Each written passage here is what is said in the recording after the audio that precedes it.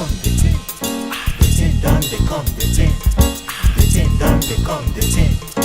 The thing done become the thing. Hello everyone and welcome to Doing Art episode 19.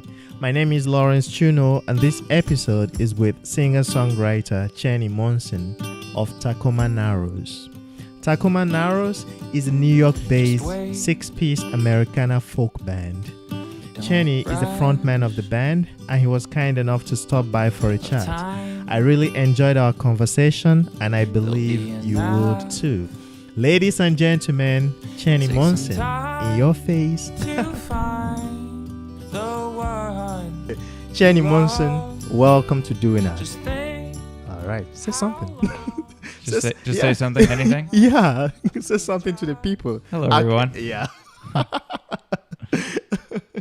Yeah, cool. So I'm really happy you were able to make it. You live in Harlem, right? Yep. Okay. I live 123rd in Lenox. Oh, nice. Yep. This is Washington Heights, 189. You used to live around this neighborhood, no? No. Oh, okay. No. Cool. I lived in another part of Harlem for a while. Then I was in Jersey City, and before that, I was in Brooklyn. Oh, okay. I think I'm mixing you up with our other friend. I forgot his name. He has like an awesome hair going on. I'm not sure who that is. Yeah, I think Kyle Lacey. Oh, Kyle Lacey, yeah. Okay. Yeah, I think he does live up here. Okay, yeah.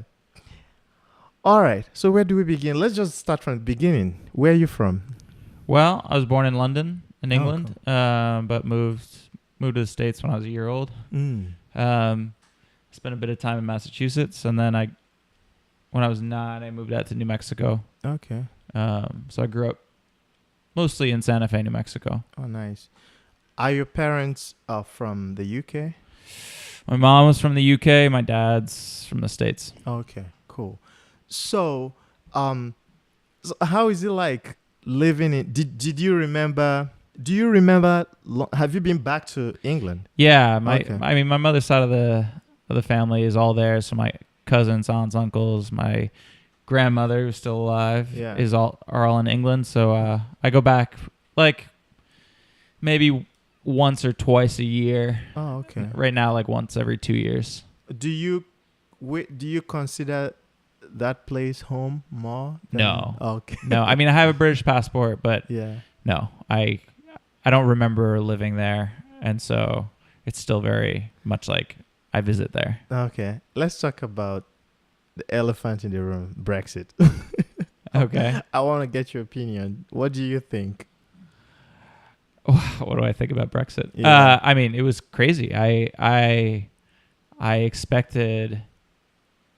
did not expect them to vote to leave. And I think it's a bit scary. I think I think that it's a result of a lot of things we're seeing with like kind of populism, like like people being scared of like kind of blaming other people for their problems. And it's scary. I think it's scary for this election for the US. I think people in the UK thought that it was impossible, and it was, and people thought that Trump couldn't become the leader of the Republican Party. And now he has, and they think that he can't win the general election, but I think it's a little bit scary when people start to get complacent like that. True. Now what I'm thinking is this, like, this is just my conjecture.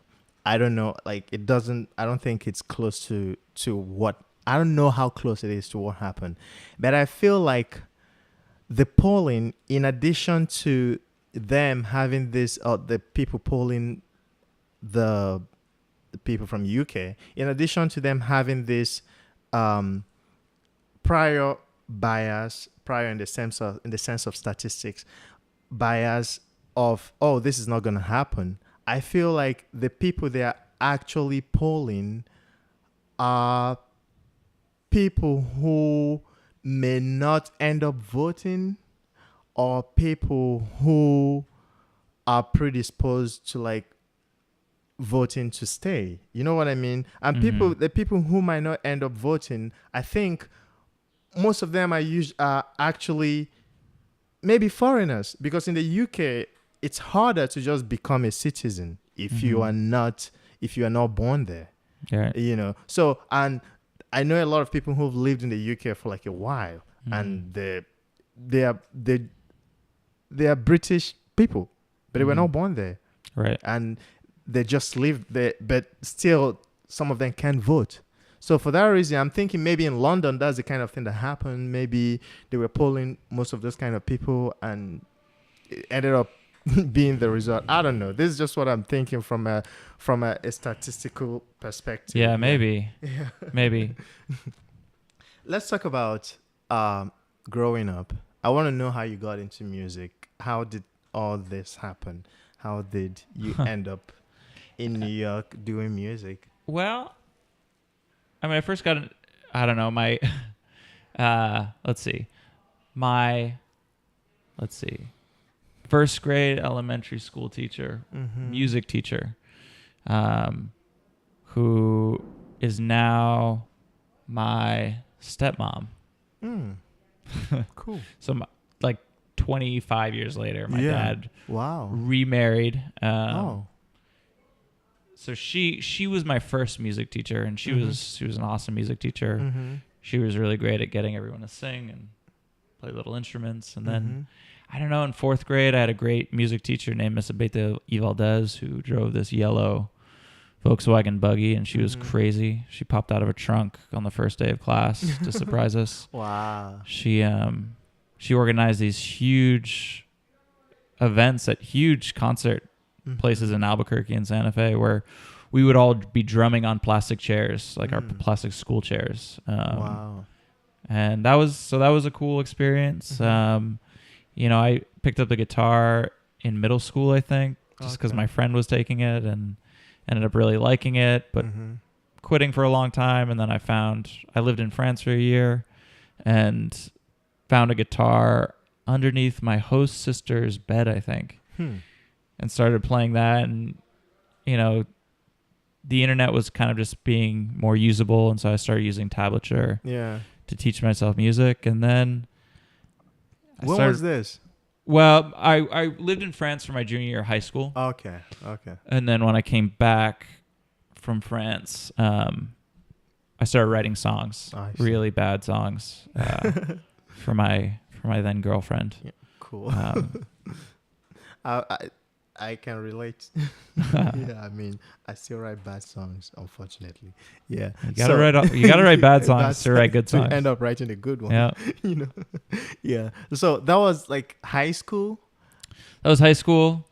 You know, I played in college. I did like open mic nights. I met a girl named Jessie who she really loved Bob Dylan, and we would sing Bob Dylan songs together. Nice. You know, I played music a little bit with other people. I started playing music with other people, like other guitarists and a drummer. My friend Natalie played the drums, and my friend John played the guitar. And then I moved to New York to teach after college. What did you study in college? Studied literature and philosophy. All right.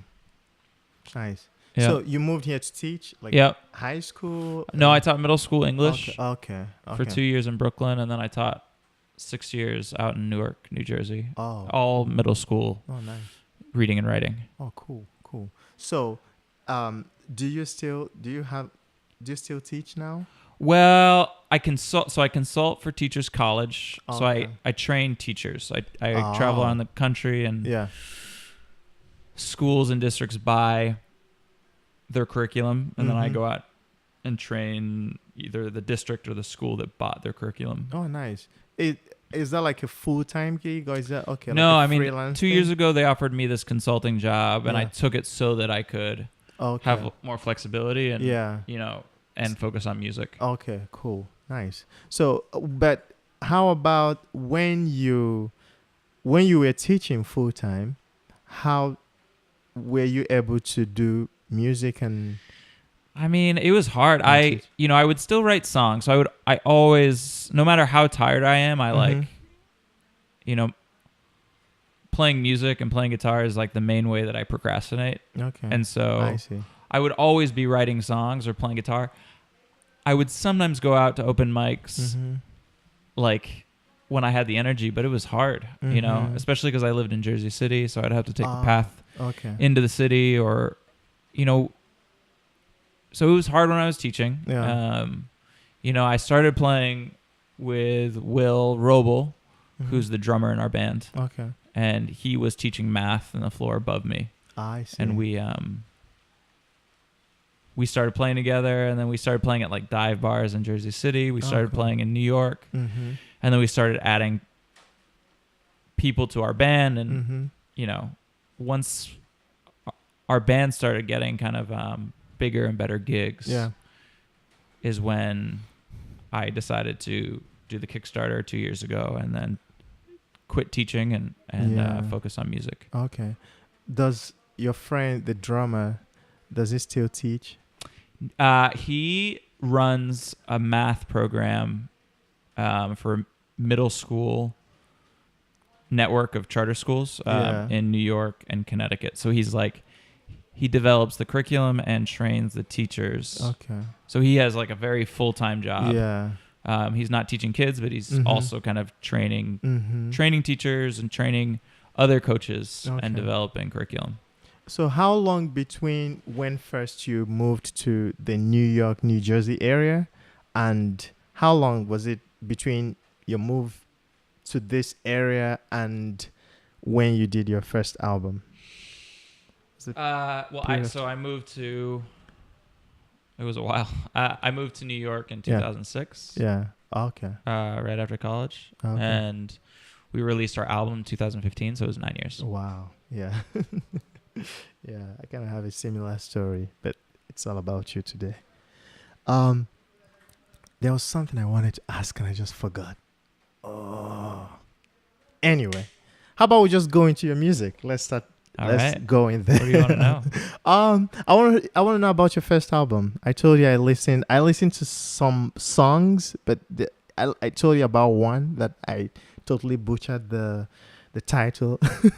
But yeah, I would like to know more. And the people listening would like to know more about your first album. I know you're gearing up for a second recording. If you can talk about the first album and something. Yeah, so the first album is called Good Morning, spelled with a U.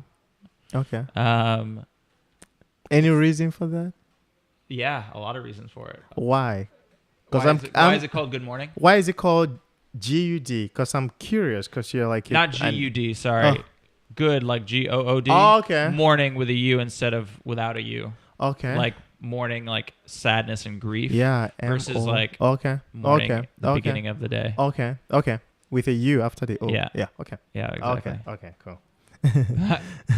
It's been funny though if I had spelled good GUD. I mean,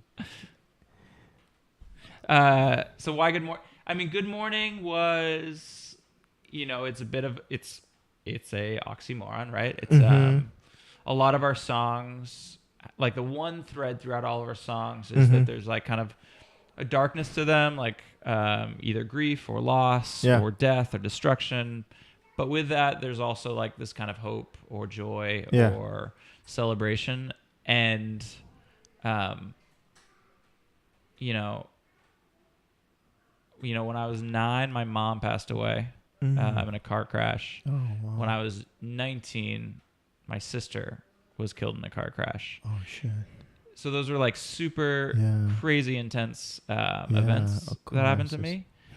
And as I got older and as I kind of processed them, in a lot of ways, I saw some really good things come out of it, right?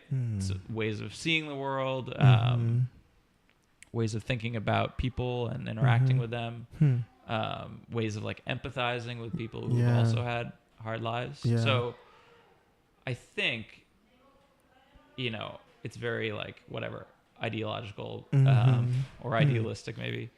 But Good Morning is kind of like, taking the shitty parts of life, and trying to make something good out of them. Make something new, something good. I see.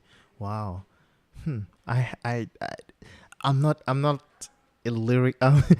I'm usually ashamed to say this. I write songs with lyrics. Lyrics are the most difficult part of music for me. Yeah.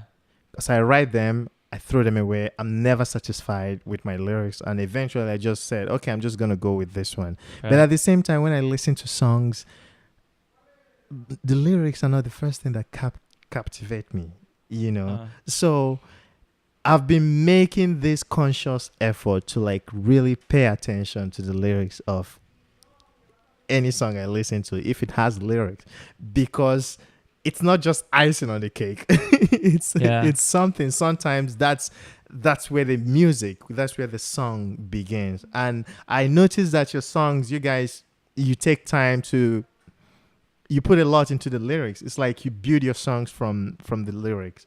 Am I I think you're right in a lot of, I mean, I was a literature major. You know, I love words. I love stories. I do think a lot about the lyrics when I'm writing. I think a lot about lyrics when I'm listening to music. Okay. I don't always think that you need really profound or deep lyrics to have a good song. Me too. Right? Like, you have a catchy harmony, and like, you can put some very banal lyrics over it, and it's awesome. So I think it depends. But even when I say good lyrics, I don't necessarily mean very poetic. I don't mean it necessarily has to be deep, but it just has to mean something to captivate you. You know, to, even if it's just one line that you keep repeating, it has to mean something to the person listening to it. And that's one of the reasons why it takes me a while to settle with the lyric of my song, you know. And then, but at the same time, I listen to the music. Like, the first thing I listen to in a song is the bass line. I don't know why. I just listen. Oh, does it have a good bass line?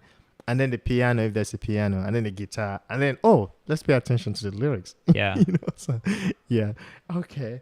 So the album came out in 2005. 2015. 2015. Sorry, 2000. I'm old. Was that the first time you guys toured together as a band? Well, we still haven't toured as a band. So okay. We've just been playing in New York. Yeah. We went on the road to North Carolina last year for a music festival. Okay. Called the Carolina Jubilee. Yeah. Which we'll also be going to at the end of September this year. Oh, on good. September 30th and October 1st. Hold on. But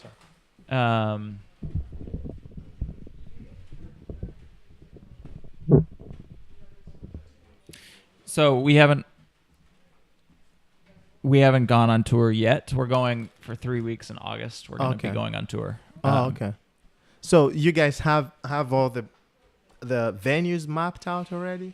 Well, we have all the cities, and we have about 8 out of 12 venues booked. Okay. And I'm working on the last 4.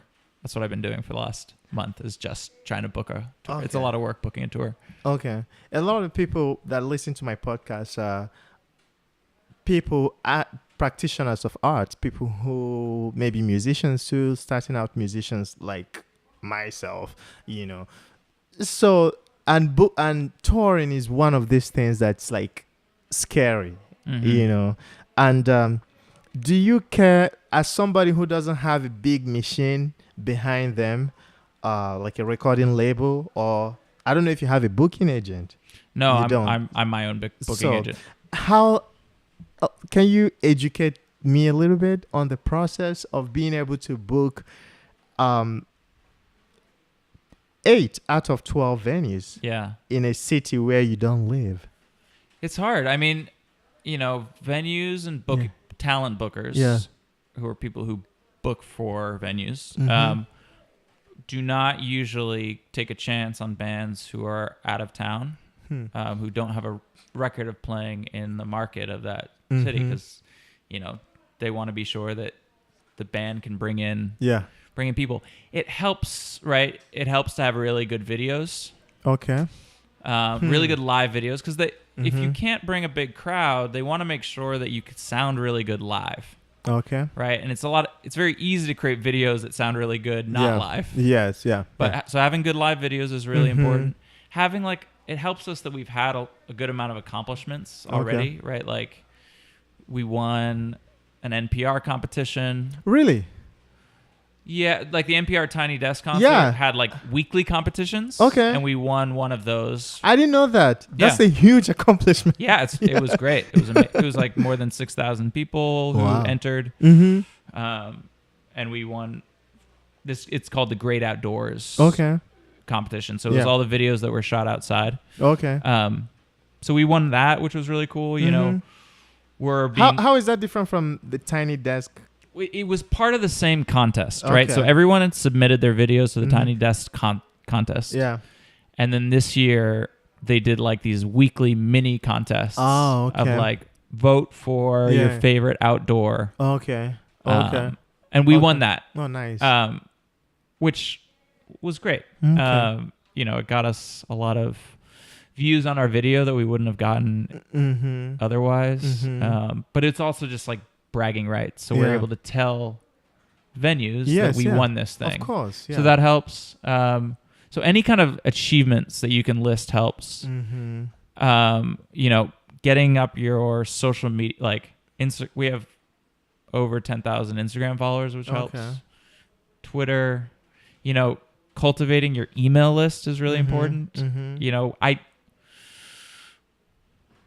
when you're reaching out to bookers, most of it is just like you reach out to 100 people and maybe 2 respond. Yes. Right? So it's like this constant... most of it is just really hard work. Yeah. And so you mean, when you say bookers, you mean the person responsible for booking that single venue, right? Yeah, so usually venues... Well, most serious venues will have multiple talent bookers who will like all work together to try to get like the best shows. Yeah. The other thing that I've learned is that one really good way for a touring band to book is to find local bands, and say, will you guys play a show with me? Because if you go to a talent booker and you say, not just can I play here, but I have this whole show for you, this whole night. I've done all the work for you. These are the 3 bands that will play. That, I think, raises your chances that they'll say yes by a huge amount. Yes, I know. Yeah. So that's you know that's a good technique. It's and you know that also takes a lot of work. Yes. But Facebook and Reverb Nation are really good places to go for that. So Reverb Nation, I'm assuming you have like do you have the premium package? Yeah. Okay. I don't know how worth it is. Yeah. I mean, I don't either. Reverb Nation has been good for a few things. I don't think it's worth the $20 a month that I've been paying. But it does make us, I don't know. Okay. I don't think it's worth it right now. But so when you say Reverb Nation is good for that, you mean it's good for finding venues? It's good for finding, like, because you can search, not venues. Okay. It's good for finding bands. Okay. You find the bands, and then you go to their Facebook page. Okay. Yeah. And then you reach out to them through Facebook, not through Reverb Nation. Yeah. I see. So how many people are in your band? 6. In terms of instrumentation, can you 6. list them? Yeah. So I play guitar and I sing. Okay.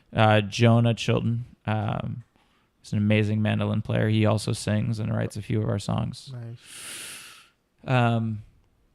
Will Roble is our drummer. Okay. Joe Harris plays the electric guitar. Ken, who I met fairly recently, plays the fiddle.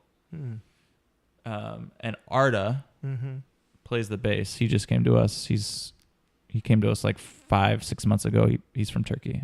Okay. Amazing bassist. Nice. So my question is this: as somebody who has who has played with a few musicians and who's always has played with bands, I find it difficult to envision how to manage 6 people in a band, including myself, without having like a machine behind me, like a recording label or something like that. You know, Right. the most I can do is maybe 3 other people. That's a quartet. And I always approach it in the perspective of, oh, I'm hiring you guys and I'm paying you. Yeah. So, but this is a band now. I mean, a successful band, but pardon me to say, but I don't think financially, you know, what would be regarded as a huge financial success at this time. I might be wrong. Yeah, I mean, I think what you're asking is like, how do you manage a band? Yes, yeah. Like financially, but like logistically, right? Exactly. Yeah.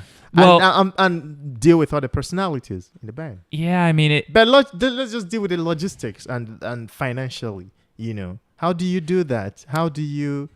I mean, there's a lot of there's a lot of skill, right, that goes into it. Yes, so yes, definitely. You know, and I taught for 8 years and managed children or teenagers. Yeah. And then for 4 years, I managed a group of teachers and coached them, and then now I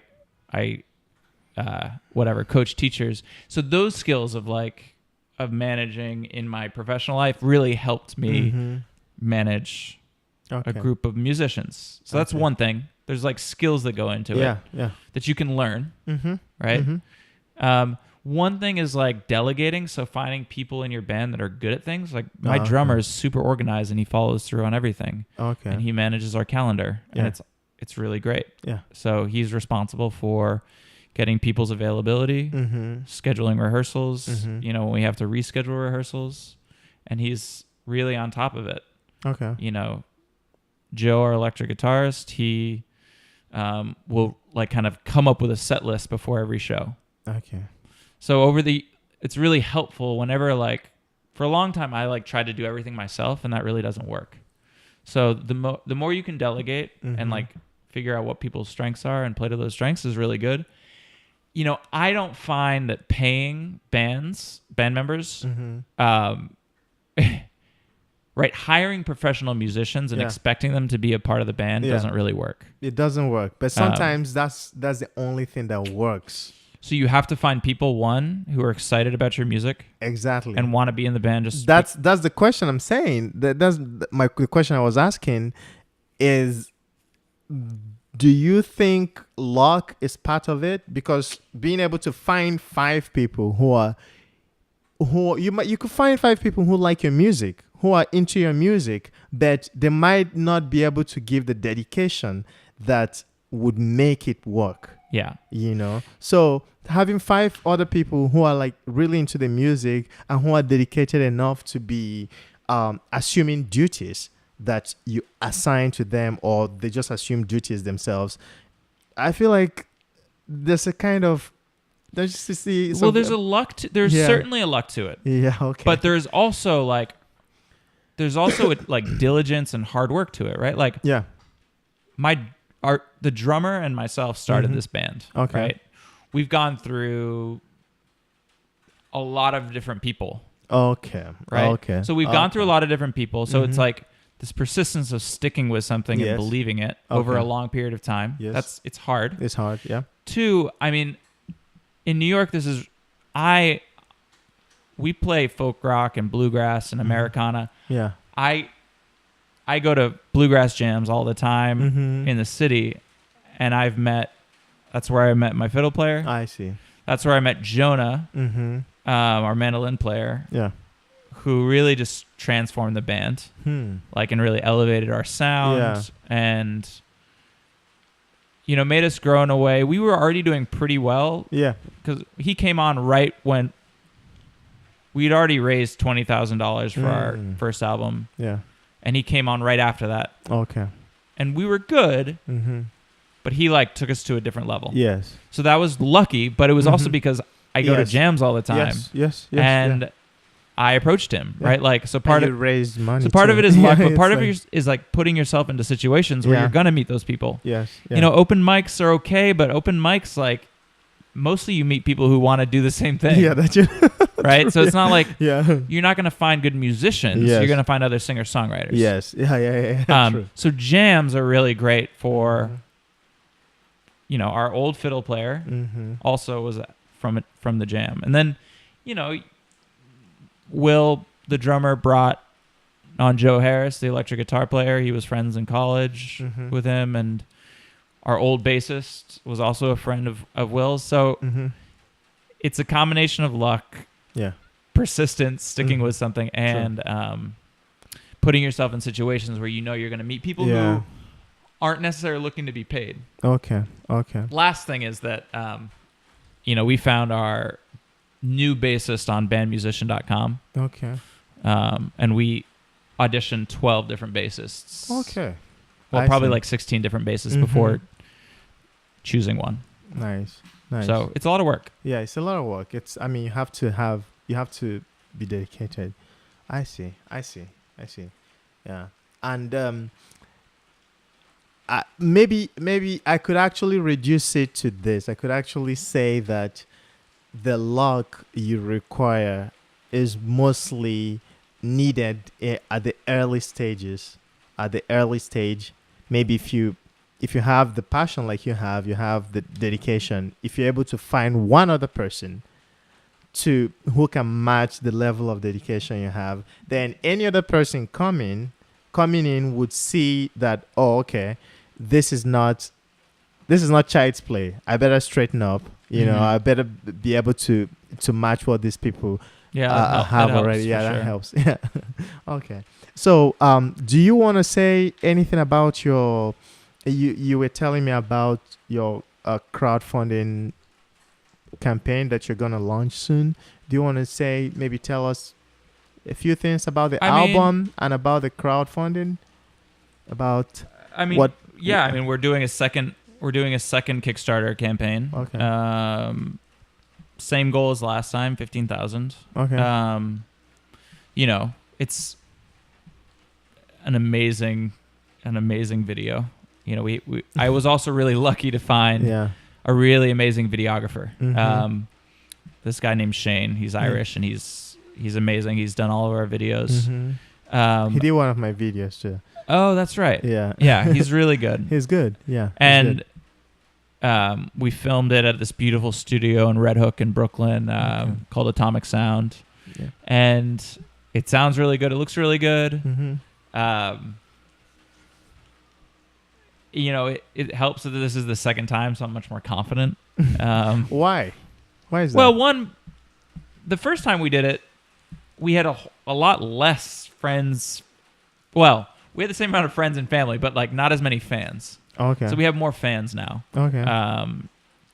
From touring, like when you say fans, from social media, from our shows, right? Like people who come to our shows and then come back and bring their friends. Like in New York. In New York, you know, people who sign up for our mailing list at shows.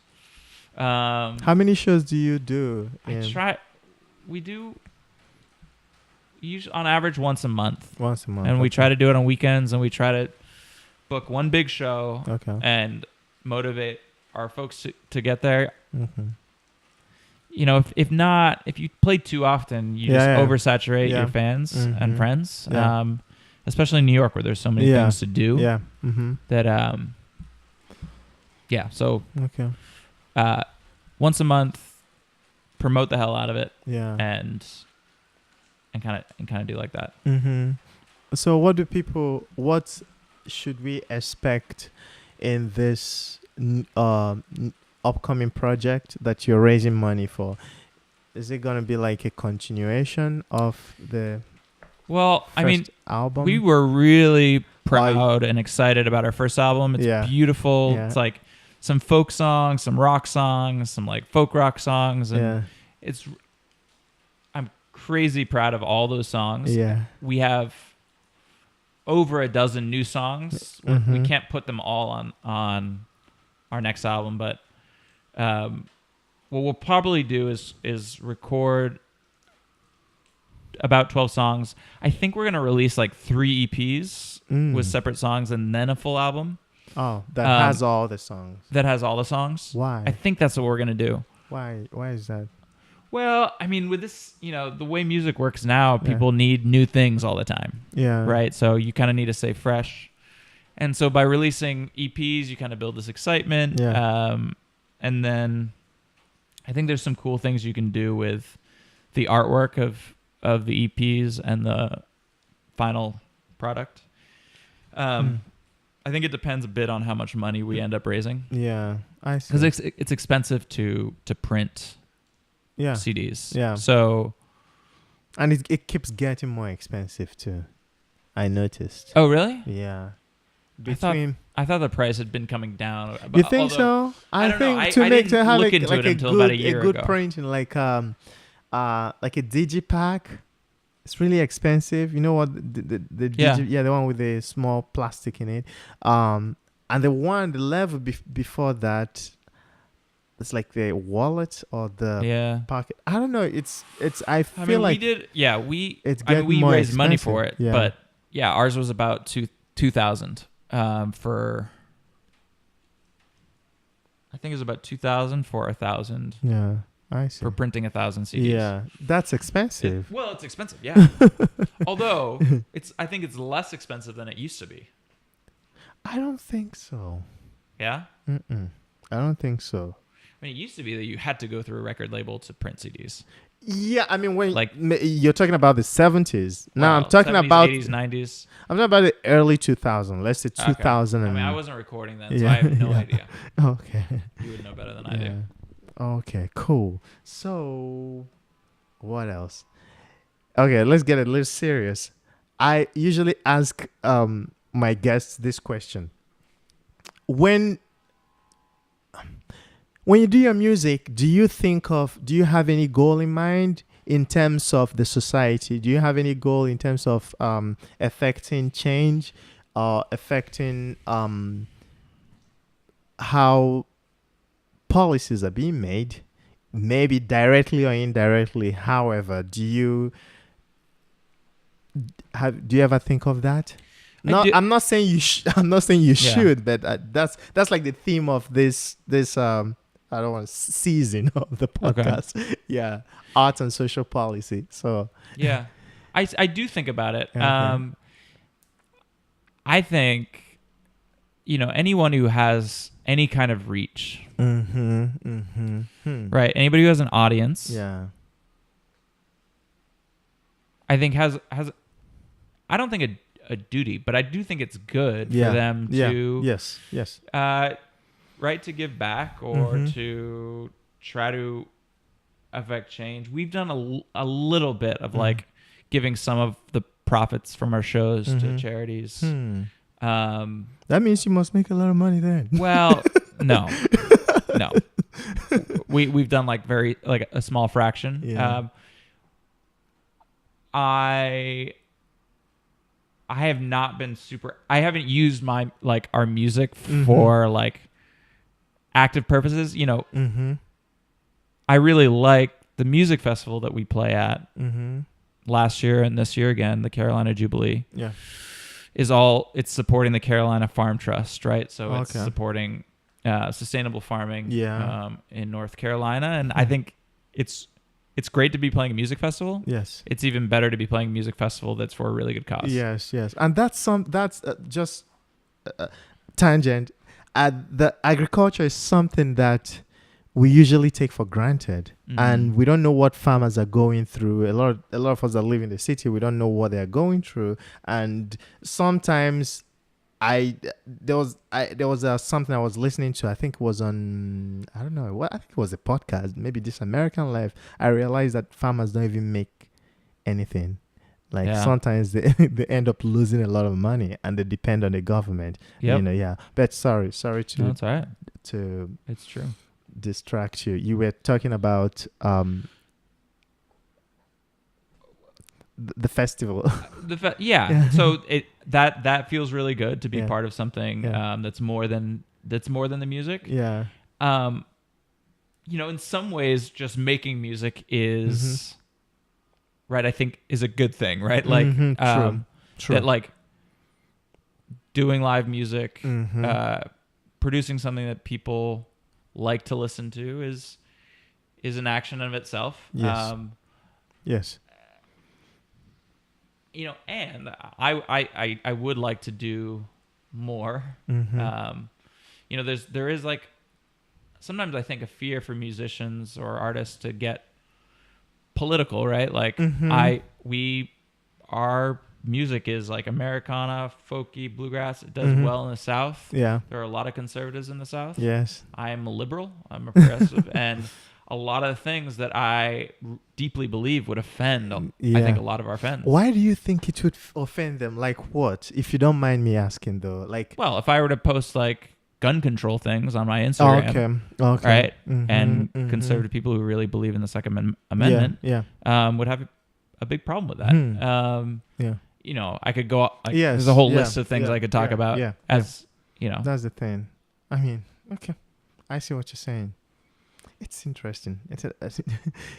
In America, certain things that are just, would I say, a humanity issue, are termed political issues, and so wrongly so. Like something like as a black person, I mean, there are certain things I'm usually afraid of. I mean, I'm afraid of getting killed by the cops. And when you voice such a thing, people term it as political. Meanwhile, it's just a social issue. It's just a humanity issue that we need to deal with. We need to make sure that laws are applied equally. It doesn't holding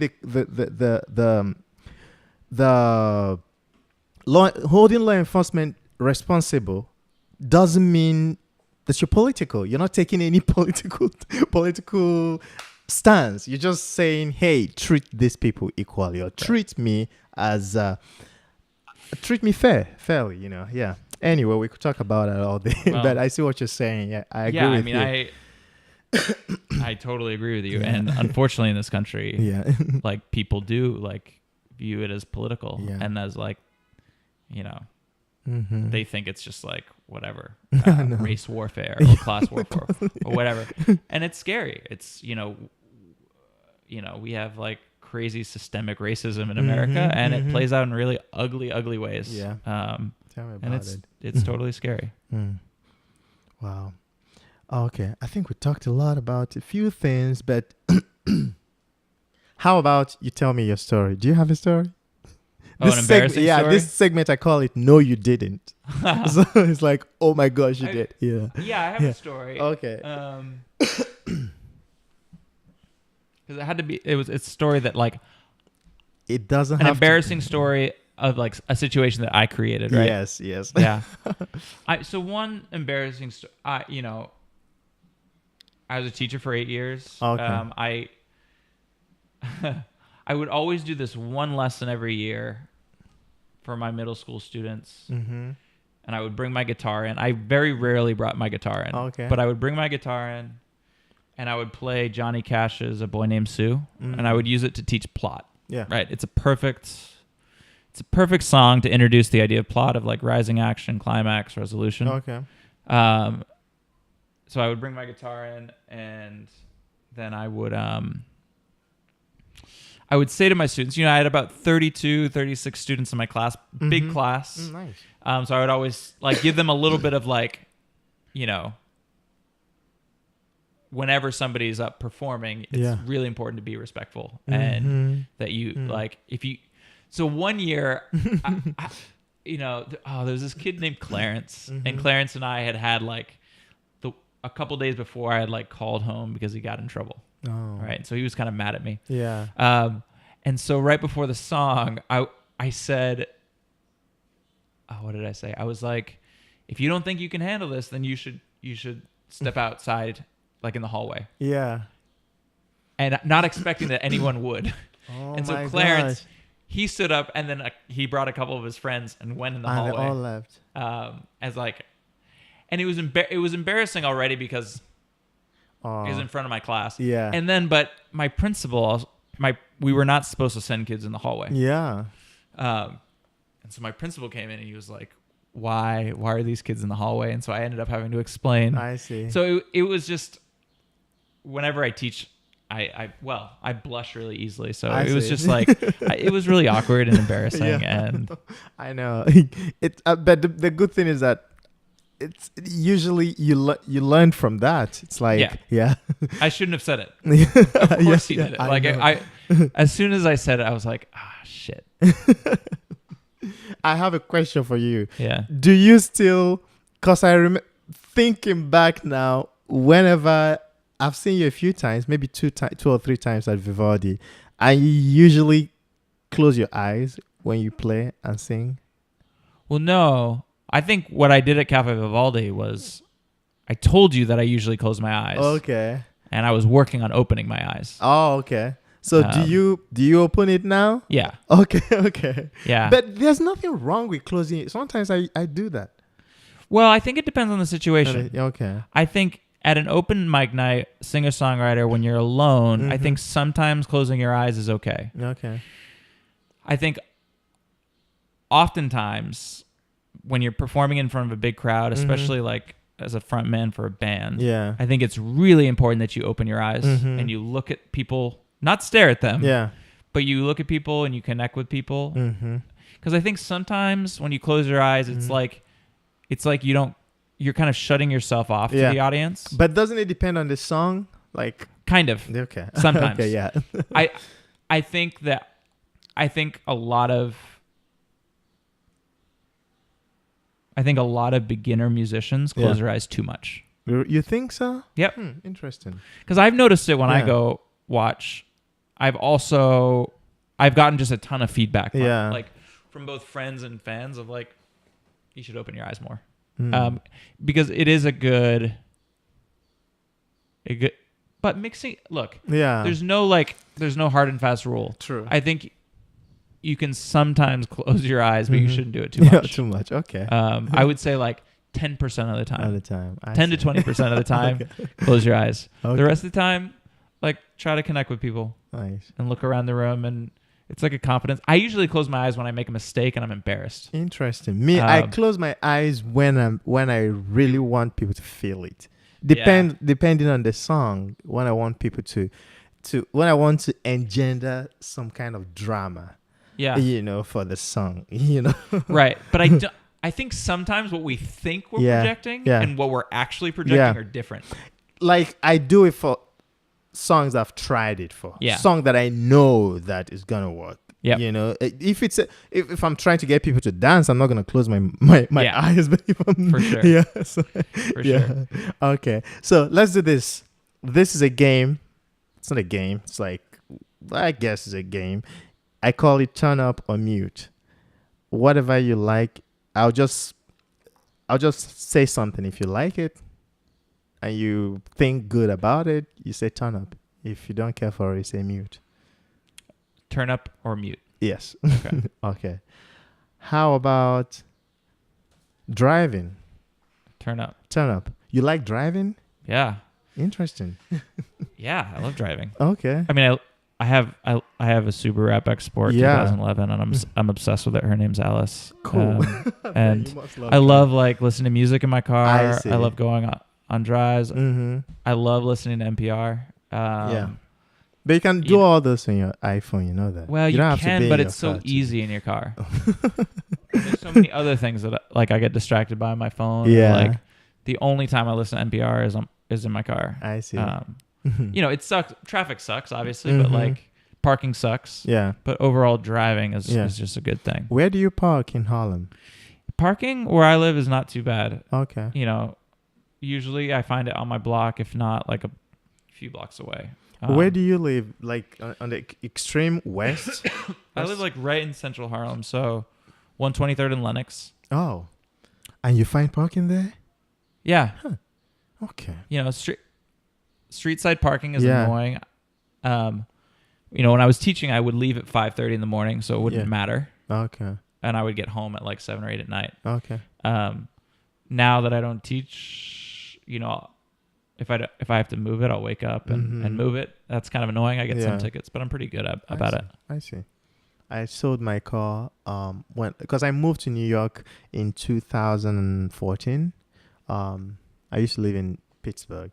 2014 July, and the second week I got 2 tickets for like $400 and something. That was when I vowed to sell my car, so I ended up selling it in October, and that was the happiest day of my life.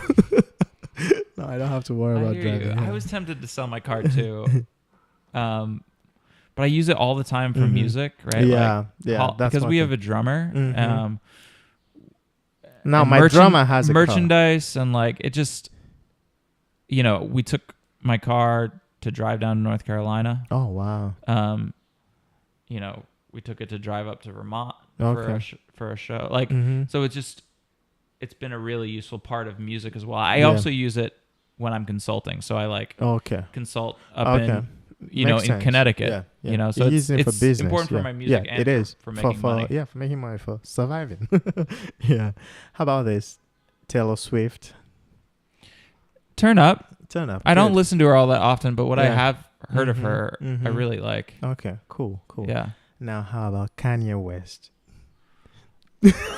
Mute. Okay. The music or Kanye West in general? Both. Okay. I really... You can say whatever. This is I safe really space. don't like his music at all, and I don't like him as a person. I see. I don't know all that much about him. What I have, like the clips I've seen of him, he's super, like he's a megalomaniac. Yes. I'm with you on Twitter totally. And it looked like he was trying to like kind of run like a crazy like pyramid scheme, or like it seemed like he was like manipulating his fans, and that really pissed me off. I know. I respect people for being confident. Yeah. The way he does it, I don't like. Me too. All right. So how about the next person? Donald Trump. Let's mute so hard. I can't even. Are you really concerned that he might win? I don't know what to think anymore. Yeah, I'm concerned that he might win. You think? Absolutely. Because me, I'm so confident that he wouldn't win. But that's because we live in a liberal bubble. I travel all around the country for work, especially down south. Yeah. And when I do, I rent cars and I turn on conservative talk radio. Yeah. And there are a lot of people in this country. Yeah. Right? People call them the silent majority. Yeah.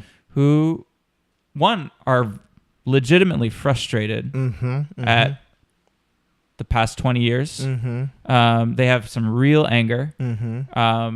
I think it is misdirected, and I think Trump is manipulating their anger, and I think Republicans have been manipulating that anger for the last 20 years.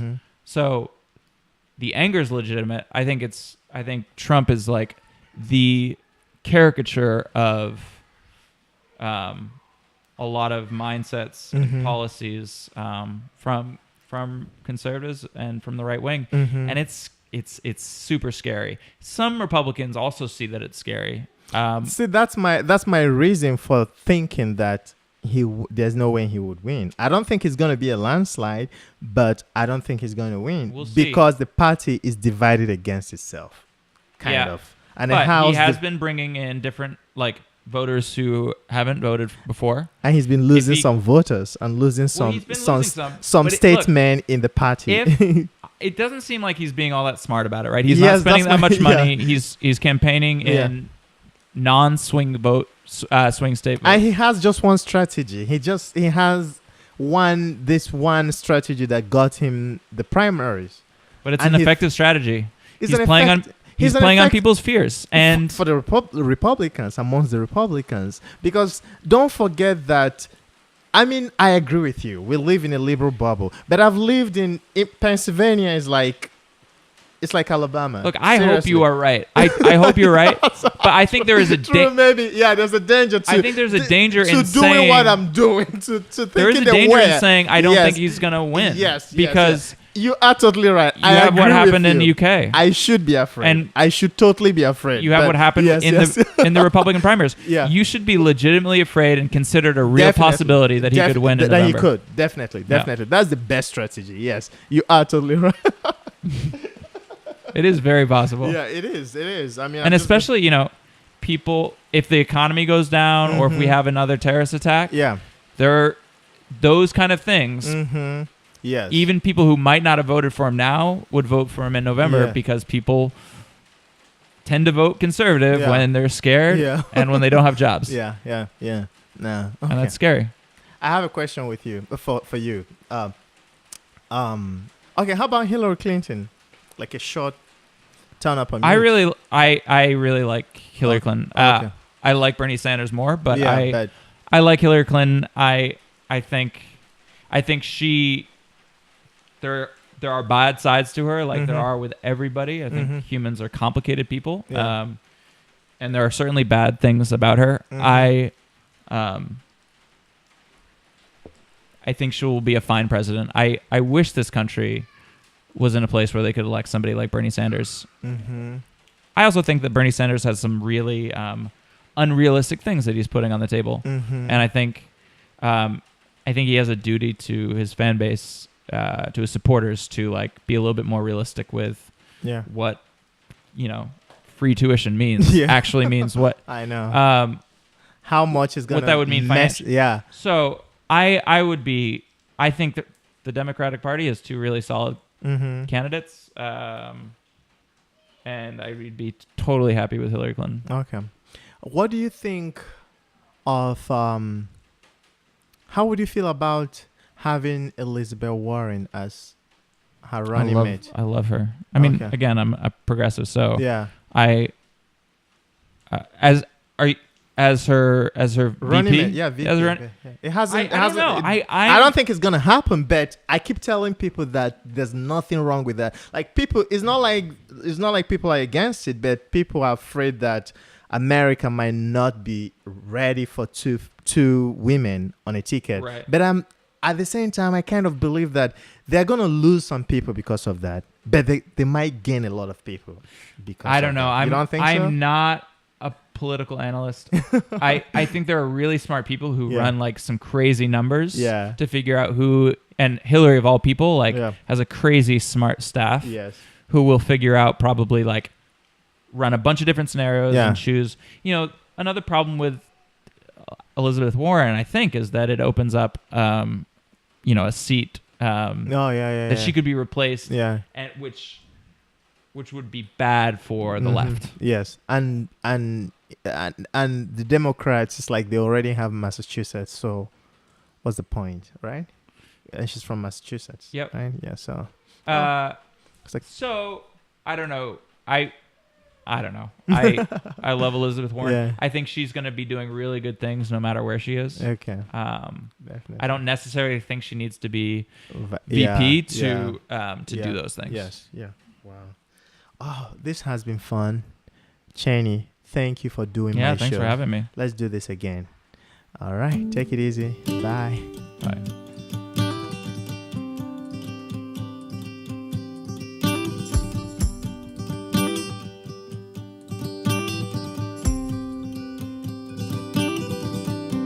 Just wait. Don't rush. Of time, there'll be enough. Take some time to find the one you love. Just think how long it takes the stars to reach us. And know it takes time for their light to arrive.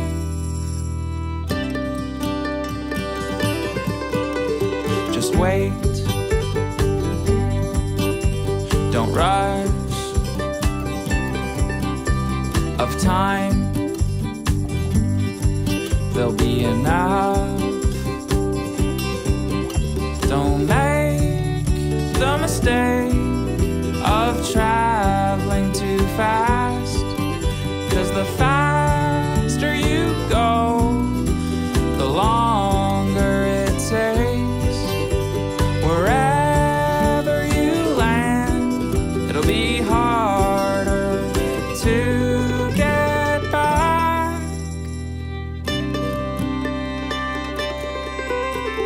just wait.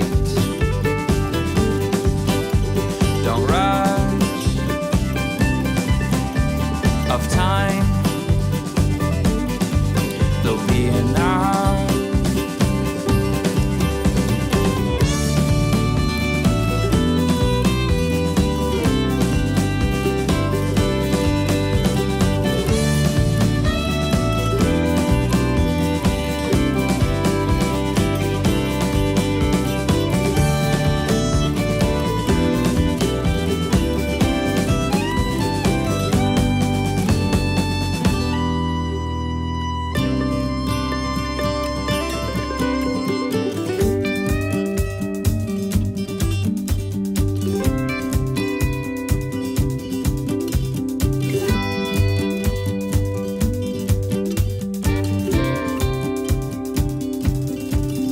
For now, be still. Let the light run its course. Just think of the miles it's come from its source. And know that in time it'll be the stars that see us.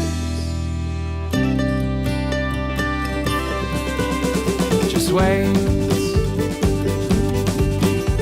Don't rush of time. There'll be enough.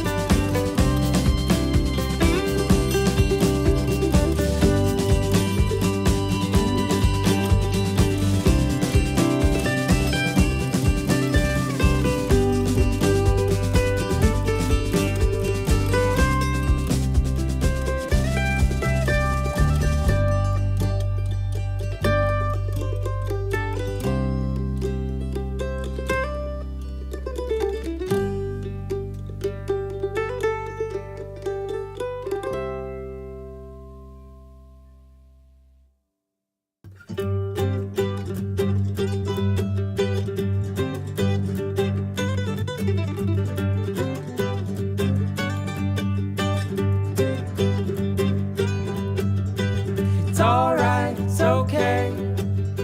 The sun will rise another day. It's okay, it's alright. We're gonna be just fine. We are gonna make it through. All I need is you.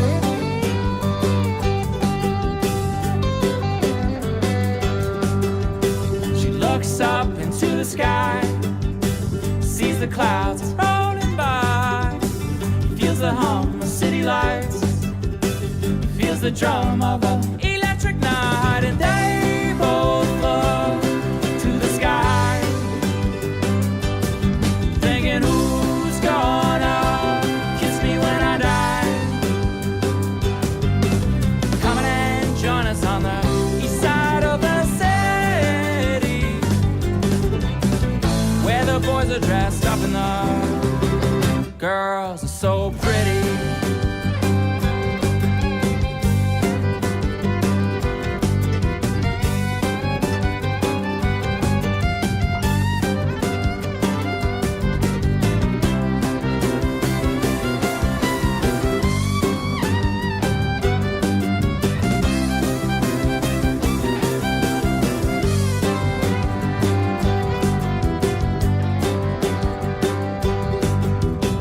Lays her head down so that it fits upon his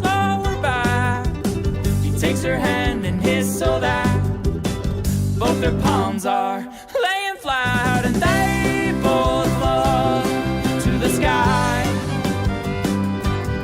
thinking, who's gonna kiss me when I die?